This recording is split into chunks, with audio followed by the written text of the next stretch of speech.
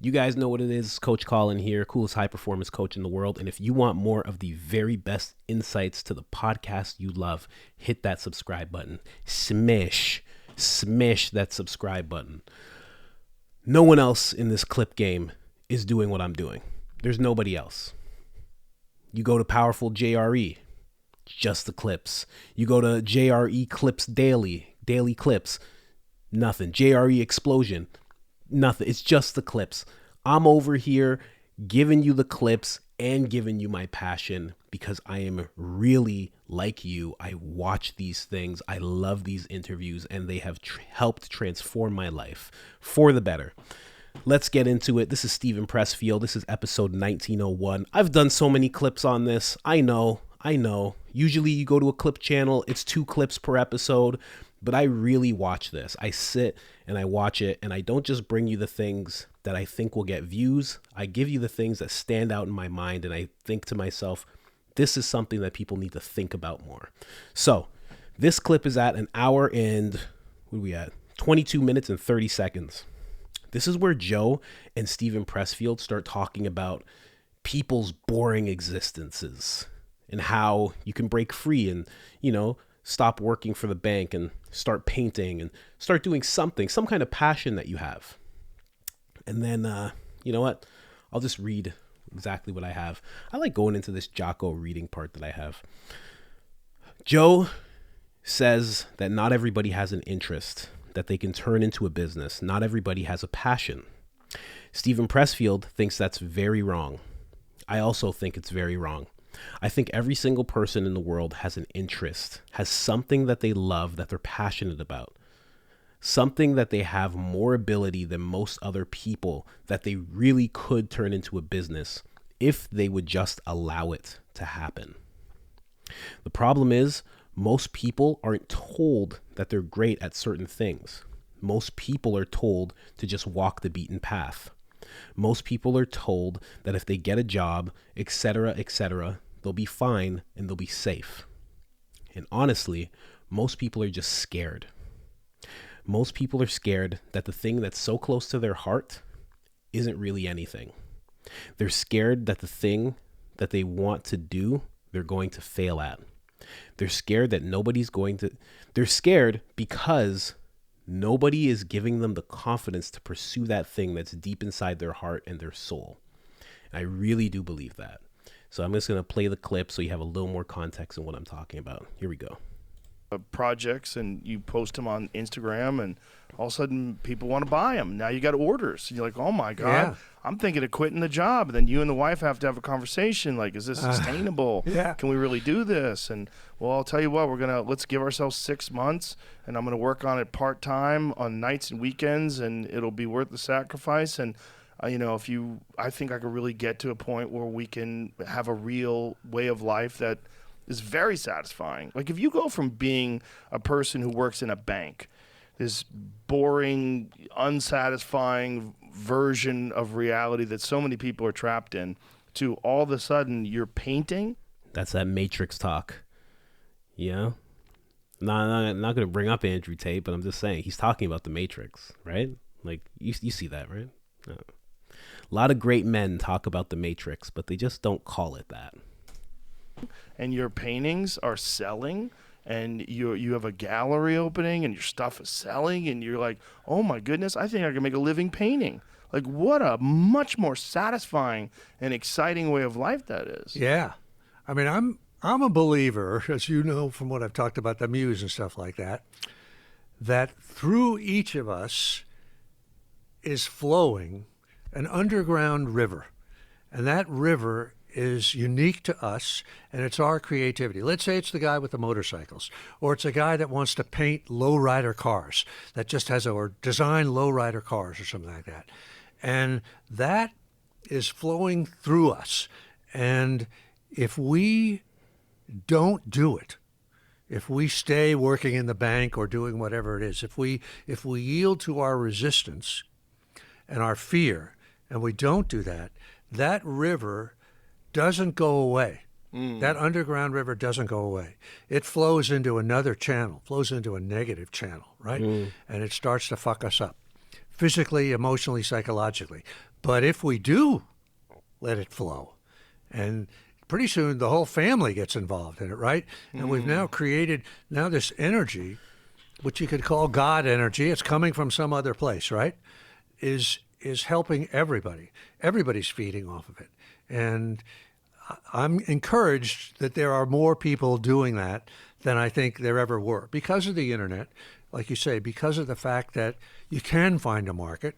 You can let people be aware of what you're doing, and people will come to you and will buy your shit. So God bless everybody that's doing that, you know? And it's so true. I just want to touch on what he said about that river.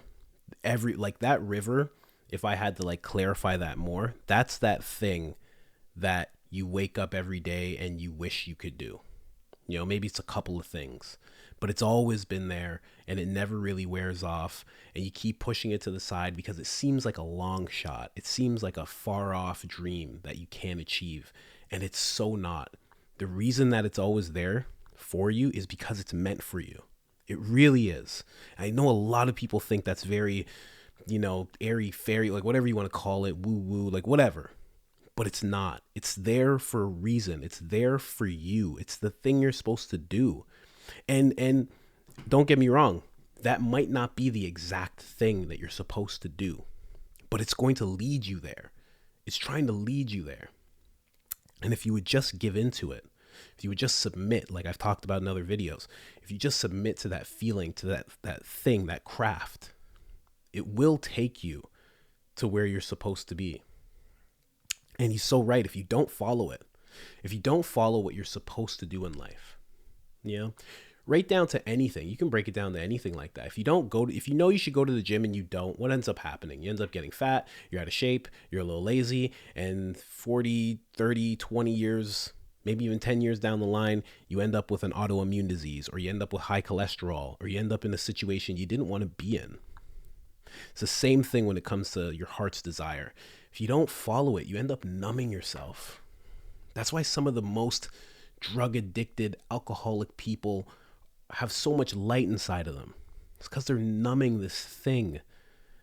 They just don't know what it is. And if they would just give in, I'm not saying that solves all addiction. I'm not saying that. But it's just like, if you just give in, there's no need to numb yourself. Like if you give into your craft, like I wake up thinking about this. I don't wake up on the weekends thinking about drinking or anything. I wake up thinking about this. I think, when is the soonest time I can get in front of the camera? Like always, like I gave in. It seemed like a long shot.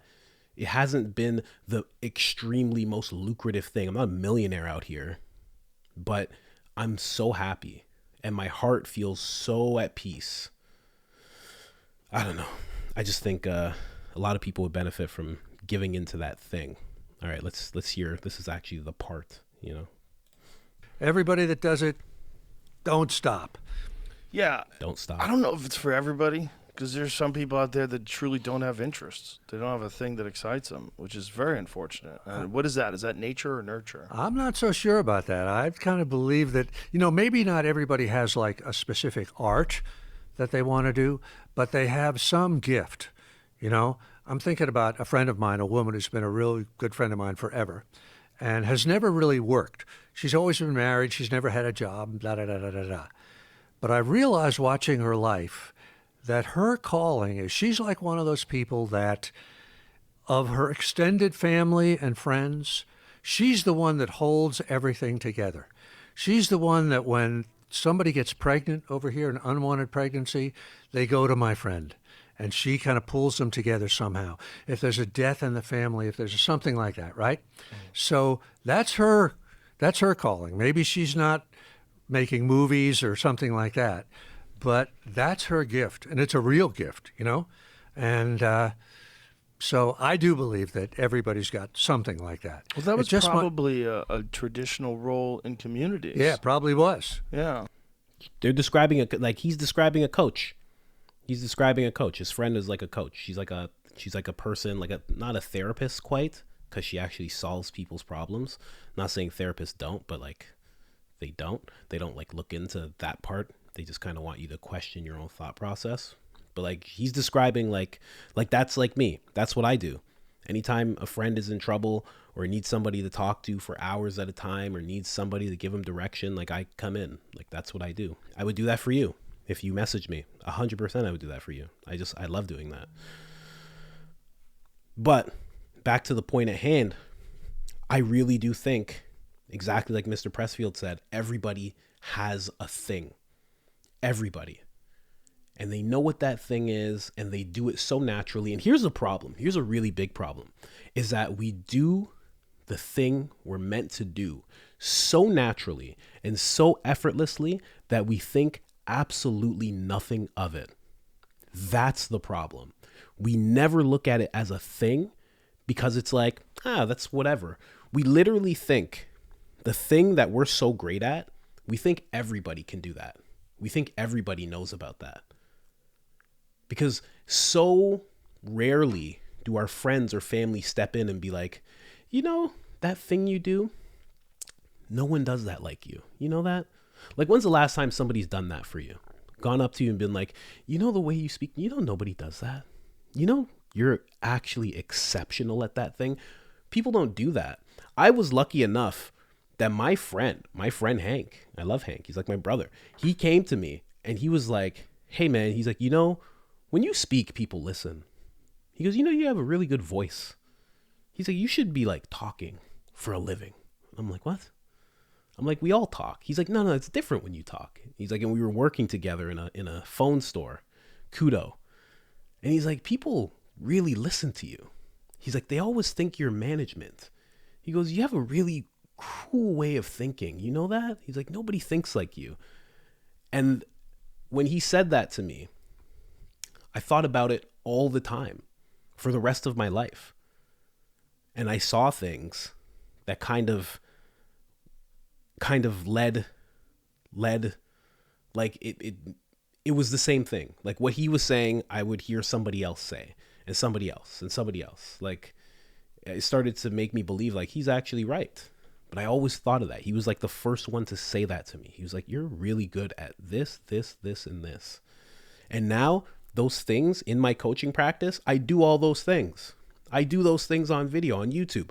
Like, it just takes a little bit of encouragement. And that's the thing that's usually missing, you know? And then we feel like it's cocky for us to feel like, oh, I do this thing better than most people. Like, that sounds like a cocky statement, but it's not. It's not. It's you celebrating yourself. It's not cocky to celebrate yourself. It's not cocky to feel like you do something special. You do. You are something special. You are someone special. Like, man. But, yeah. So basically they just talk more about that. I just wanted to say that for anybody, because I know there's so many people that are great artists, that would be great filmmakers, that would be coaches, that could be so many different things. And they just don't pursue it because nobody ever infuses with them. No one ever infuses that confidence in them. So if that's you, right now, I am doing it for you. Whatever that thing is, you can do it. You're good at it. You're better than most people. You can do it. Whatever that thing is, go and do it. You can do it. You're remarkable. It will lead you in great places. Take the world by the balls and do that thing. Do it. You can do it. I swear it. You'll do it. You'll try, you'll fail, you'll try, you'll fail, you'll try, you'll fail, you'll succeed. Just go after it. Wherever your heart feels the most peace and most excitement and most love, stay there. Go there. Be there. All right? Again, this is episode 1901, Stephen Pressfield. I love this episode so much. And we're sitting at about 1 hour and 26 minutes. I'm telling you, that's where the podcast starts to get really good. Check it out.